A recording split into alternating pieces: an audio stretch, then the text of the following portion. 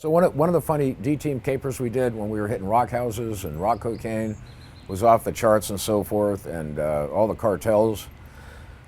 We hit a place up in the Hollywood Hills, and it was built on stilts. They had a swimming pool built on stilts, and when we did the advon for it, coming out, survey and everything else, and aerials and all that, figured out the only way to get to it was we had to get guys on a bus to come in from the front.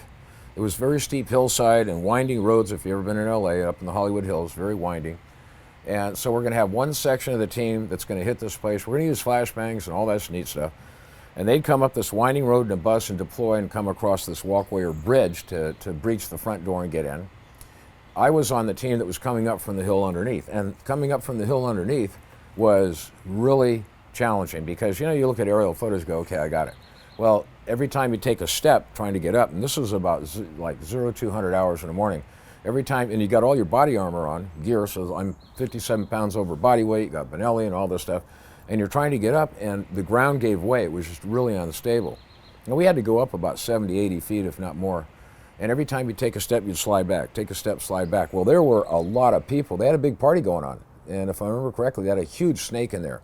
And they had babes, they had Coke, they had whiskey, they had champagne. I mean, it was just off the rails, and a lot of people. And I remember I was with Pat Corey at the time, and so we finally made, it takes us about 20 minutes, and we come underneath, and we're very quiet, but we come underneath, covered darkness, and we get underneath the platform where the swimming pool is. And there are about 6 or 7, maybe 8 of us, and we're all underneath this platform. Meanwhile, there was some female, there were people sitting on the edge. We were literally a couple feet away, and this female had her feet down, little painted toenails, and she's like this, and she's talking and like that, and her feet are right in front, and Pat's going underneath like this, like he's going to tickle the bottom of her feet, and I'm looking at him like, well, no, don't do that. What are you doing, man? He thought it was funny. He didn't tickle her feet, but he's like, intimating that he was going to do so. Anyway, so we're waiting, and finally the primary entry team, which are going to be coming off the bus from the front, they breach the front door, the flashbangs go off, we come up and we hit them from the back and everything else, get all these people in here. And you got this big, huge snake slithering around, you got people down on the deck, everybody's proned out, and we're all dressed with the balaclavas then and everything else.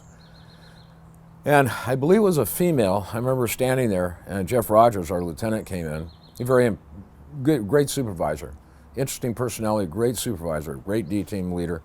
And he's standing there like this, and he would always walk around. Everybody else was dressed in tactical. He'd come in, he'd have like a T-shirt and a pair of blue jeans on with a 45 or something stuck in his waistband or on the side, if he even had one.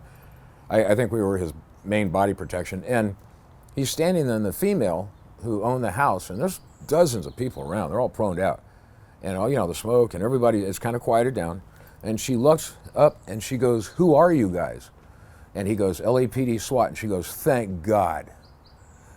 And I start, I'm looking at her, I started laughing. I go, "You're going to go to prison forever."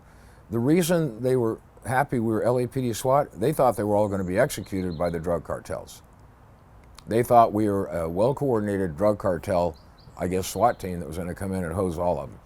So I thought that was kind of funny, and certainly the manner in which she said it was a huge relief. Like, I'm only going to go to prison for 40 years. I'm not going to be waxed or killed here. So that was an interesting Hollywood caper in the Hollywood Hills, raw cocaine, way back in the 80s.